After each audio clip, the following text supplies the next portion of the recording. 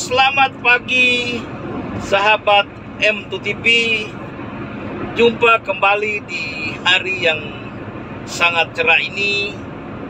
Kebetulan kami dalam perjalanan dari ibu kota Jakarta menuju ke daerah Merak untuk sesuatu tugas.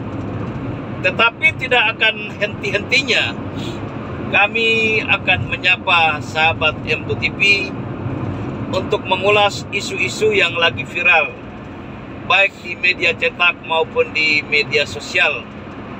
Terkhusus, kami akan tetap memantau perkembangan rencana investasi yang akan berlangsung di Pulau Rempang, Kota Batam, di mana ada fakta hukum yang telah kita ketahui bahwa pemerintah telah menetapkan daerah Pulau Rempang itu dengan status hak pengelolaan lahan diberikan kepada BP Batam. Sementara satu fakta yang lain bahwa tanah-tanah yang telah ditetapkan dengan hak pengelolaan itu adalah hamparan tanah yang telah dikuasai dan telah dikelola secara turun-temurun oleh masyarakat Melayu yang tinggal di Pulau Rempang. Ada hal yang perlu kita ingatkan bahwa dunia sudah terlalu terbuka untuk kita melakukan hal-hal yang tidak sesuai dengan ketentuan peraturan. Hukum tanah itu begitu jelas. Ketentuan peraturan di bawah Undang-Undang Nomor 5 Tahun 1960 tentang pokok-pokok agraria, tentang cara-cara teknis untuk penyerahan satu hak itu sudah sangat jelas. Jadi marilah kita mendasari apapun keputusan kita sesuai dengan ketentuan dan peraturan, karena negara kita adalah negara hukum. Semangat pembentukan Undang-Undang Nomor 5 Tahun 1960 tentang pokok-pokok agraria adalah implementasi dari pasal 33 Undang-Undang Dasar Negara Republik Indonesia tahun 1945 yang berbunyi, bumi, air, kekayaan alam yang terkandung di dalamnya dikuasai oleh negara dan dimanfaatkan sebesar-besarnya kemakmuran rakyat.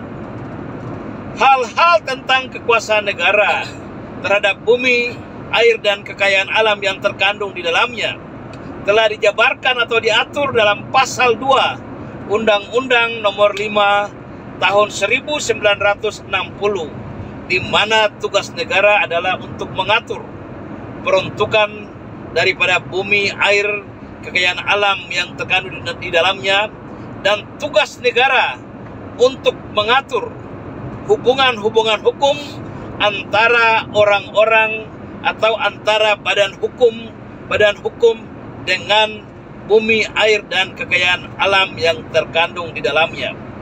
Satu hal yang sangat perlu kita pertegaskan dan harus digarisbawahi oleh kita bersama, bahwa Undang-Undang Nomor 5 Tahun 1960 tidak menjelaskan secara eksplisit adanya hak pengelolaan lahan. Mengapa sampai ini bisa terjadi? Bahwa di dalam Undang-Undang Nomor 5 Tahun 1960 tidak dijelaskan secara eksplisit adanya hak pengelolaan lahan. Oleh karena para penyusun Undang-Undang Nomor 5 Tahun 1960 itu adalah ahli hukum yang berhati mulia. Para penyusun Undang-Undang Nomor 5 Tahun 1960 itu adalah orang-orang jujur dan bersih. Mereka tidak bisa dibayar oleh para pengusaha untuk menerbitkan satu undang-undang. Para penyusun Undang-Undang Nomor 5 Tahun 1960 itu adalah orang-orang profesional yang memikirkan kepentingan bangsa dan negara, kepentingan rakyat seutuhnya di atas segalanya. Para penyusun Undang-Undang Nomor 5 Tahun 1960 itu adalah orang-orang yang selalu memikirkan masa depan bangsa dan negara ini.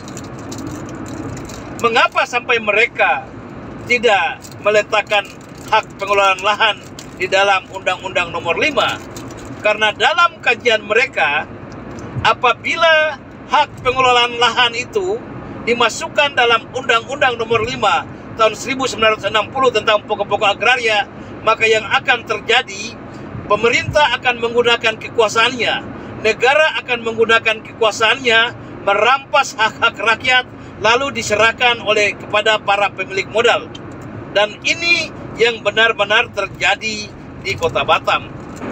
Dan tentu kembali siapapun akan bertanya, lalu apa yang menjadi dasar hukum pemerintah menerbitkan hak pengelolaan lahan atas tanah di Kota Batam atau di Pulau Batam dan hak pengelolaan lahan atas tanah di Pulau Rempang untuk BP Batam? Dalam kajian kami meyakini bahwa pemerintah menerbitkan hak pengelolaan lahan atas tanah masyarakat sekarang ini berdasarkan bagian kedua aturan peralihan pasal 2 Undang-Undang Nomor 5 tahun 1960 tentang pokok-pokok agraria. Di dalam pasal 2 tersebut memang dijelaskan bahwa negara dapat memberikan bagian-bagian daripada tanah kepada orang-orang, individu maupun badan usaha yang telah memenuhi syarat. Kemudian juga pemerintah juga menggunakan dasar hukum Undang-Undang Nomor 5 tahun 1960 pasal 2 yang mengatur tentang kekuasaan negara. Tetapi dalam pandangan kami ini merupakan interpretasi, bukan merupakan sesuatu yang absolut. Yang namanya interpretasi itu sama halnya dengan penafsiran sepihak.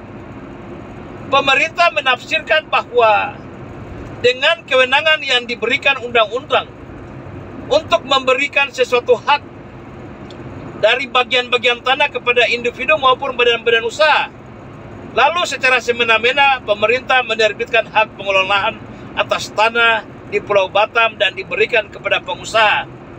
Ini adalah sesuatu kekeliruan dan harus diuji.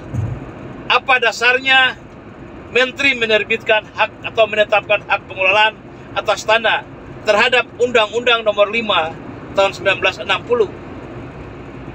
Harus segera kita ajukan uji materi keputusan Menteri dengan Undang-Undang Nomor 5 tahun 1960.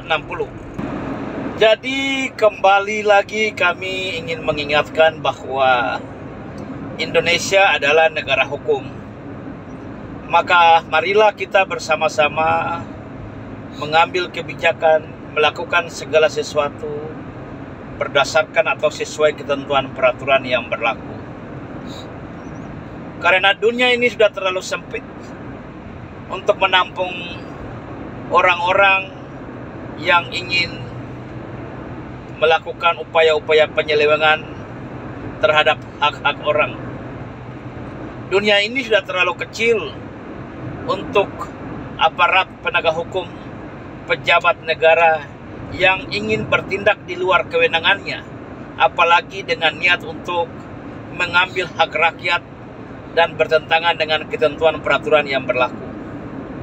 Sekali lagi kami ingatkan bahwa marilah kita bekerja berdasarkan ketentuan peraturan yang berlaku.